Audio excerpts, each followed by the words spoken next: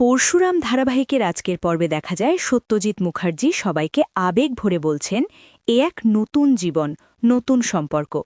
এতদিন কেন তিনি নাতনি নাতনিকে দূরে রেখেছিলেন, কেন আগে আপন করে নেননি, সেই আক্ষেপে তার চোখ ভিজে ওঠে।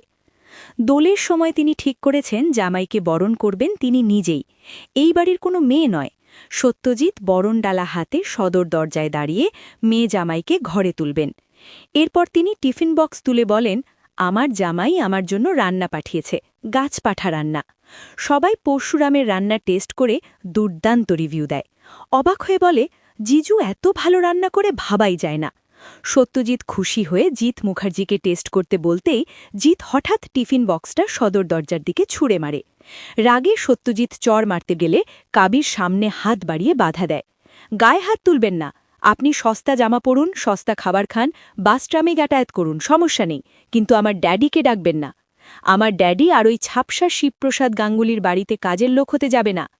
সত্যজিৎ ঠান্ডা গলায় বলে, তোমার বাবা বুদ্ধিমান, তাই কাল ঠিক যাবেন। দৃশ্য বদলে পরদিন সকালে কাবির আরাধ্যায় বাড়িতে। কর্ণ চ্যাটার্জি সস্তা পোশাকে বেরোচ্ছে। কাবির অনুরোধ করে ড্যাডি যেন পরশুরামের হাউজিং কমপ্লেক্সে না যান, ওরা নাকি তাকে পুতুল বানিয়ে জোকার করছে। কর্ণ বলে সব বোঝে, তবু কোর্ট ডেট সামনে, নন্দিনী পরশুরামই তাকে বাঁচাতে পারে, তাই অভিনয় করতে হবে। দরজা ছোট হলে মাথা নিচু করে যেতে হয়, এটা মানিয়ে নেওয়া, চিরদিন মাথা নত করা নয়। তখন সত্যজিৎ ফোন করে বলে সে সবজিওয়ালার সামনে, আজ বাজার করতে হবে। কর্ণ বাসে যেতে বাধ্য হয়। বাসে ভিড়, শুটকি মাছের গন্ধে সে অতিষ্ঠ।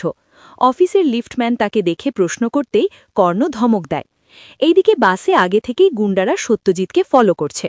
বিজিত লাহেরি জামিনে বেরিয়ে ফোনে নির্দেশ দেয়, বাড়ি পৌঁছনোর আগেই সত্যজিৎকে শেষ করে ফেলো। গুন্ডারা সত্যজিৎকে ঘিরে ধরে, ড্রাইভারকে ভয় দেখায়। কর্ণ স্তব্ধ।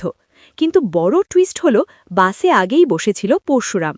আগামী পর্বে সে ঢাল হয়ে গুন্ডাদের সঙ্গে লড়ে সবাইকে শুইয়ে দেবে।